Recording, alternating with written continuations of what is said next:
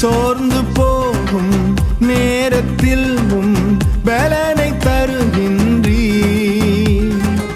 சத்துவமில்லா வேளையில் அதை பெருகச் செய்கின்றீ. சோர்ந்து போகும் நேரத்தில் பலனை தருகின்றீ. சத்துவமில்லா வேளையில் அதை பெருகச் செய்கின்றீ. பலனடைந்திடுவே, உயர பறந்திடுவே, புது பலனடைந்திடுவே,